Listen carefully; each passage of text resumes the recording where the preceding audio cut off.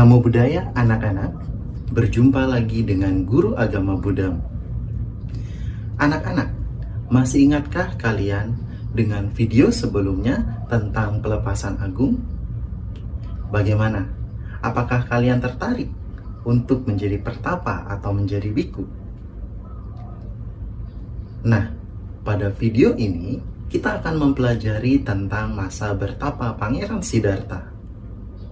Kita akan mengetahui bagaimana peristiwa ketika petapa Siddhartha bertemu dengan Raja Bimbisara dan mengetahui siapa guru dari petapa Siddhartha. Kalian sudah siap? Mari kita fokus, simak cerita berikut ini bersama dengan saya, Mr. Vincent.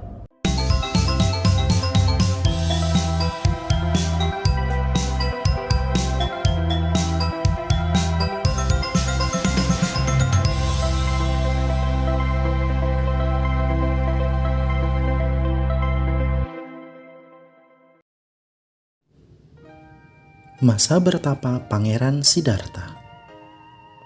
Setelah menjalani kehidupan menjadi petapa, Siddhartha berdiam selama 7 hari di hutan mangga Anupiya, kemudian berjalan kaki menuju kota Rajagaha. Di Rajagaha sebelumnya diadakan festival, namun telah usai dan telah ditutup oleh Raja Bimbisara. Tetapi meskipun festival telah usai, para warga tidak langsung pulang ke rumah, melainkan berkerumun karena kedatangan petapa Gotama yang agung. Dari kejauhan Raja Bimbisara melihat kedatangan petapa Gotama, ia merasa kagum dan ingin tahu siapa sebenarnya petapa yang datang ke kotanya. Raja Bimbisara pun mengutus 3 orang pengawalnya untuk mengikuti petapa Gotama. Pergi dan selidikilah petapa ini. Jika ia adalah Yaka, ia akan menghilang setelah keluar dari kota ini.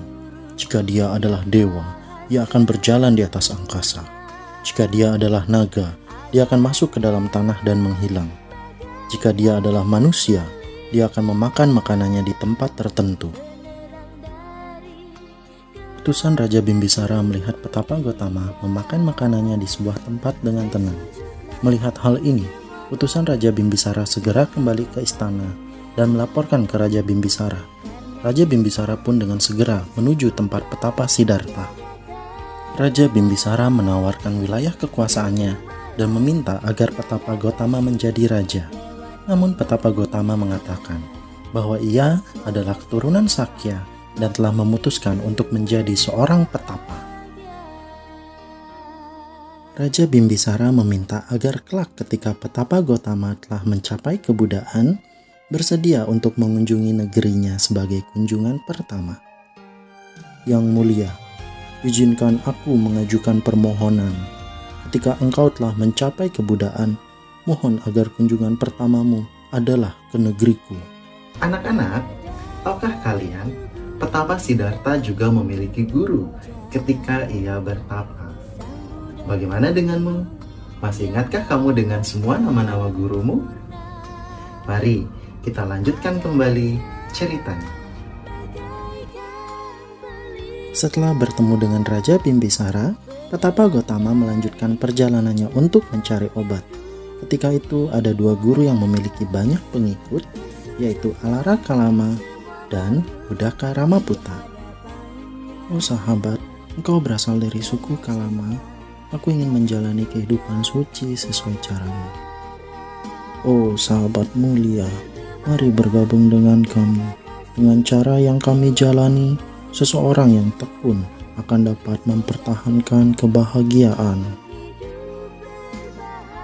Dalam waktu yang sangat singkat, petapa Gotama mampu memahami segala yang diajarkan oleh Alara Kalama, namun ia tidak mendapat apa yang ia cari sebenarnya. Guru, tidak dapatkah engkau mengajariku cara mengatasi kelahiran, usia tua, sakit, dan kematian?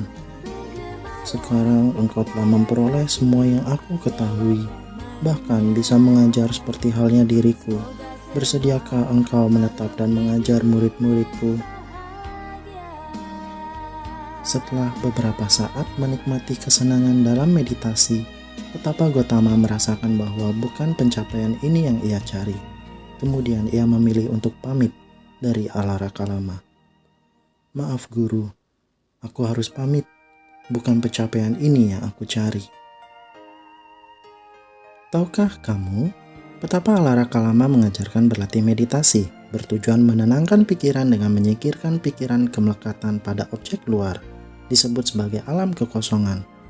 Tetapi karena meditasi ini bukan merupakan tingkat yang tertinggi, maka tidak dapat menjawab masalah kelahiran, usia tua, sakit, dan kematian.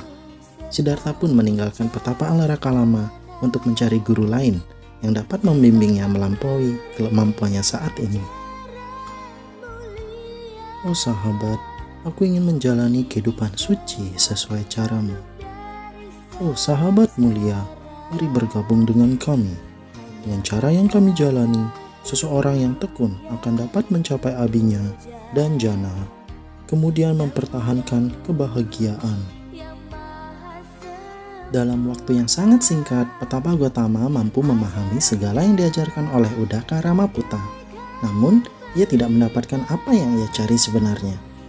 Guru, tidak dapatkah mengajariku cara mengatasi kelahiran, usia tua, sakit, dan kematian? Sekarang, engkau telah memperoleh semua yang aku ketahui, bahkan bisa mengajar seperti halnya diriku. Bersediakah engkau menetap dan mengajar murid-muridku?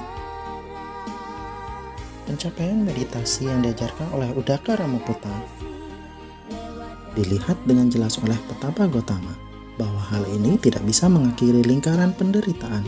Beliau pun meninggalkan Uddaka Ramaputta. Maaf guru, aku harus pamit.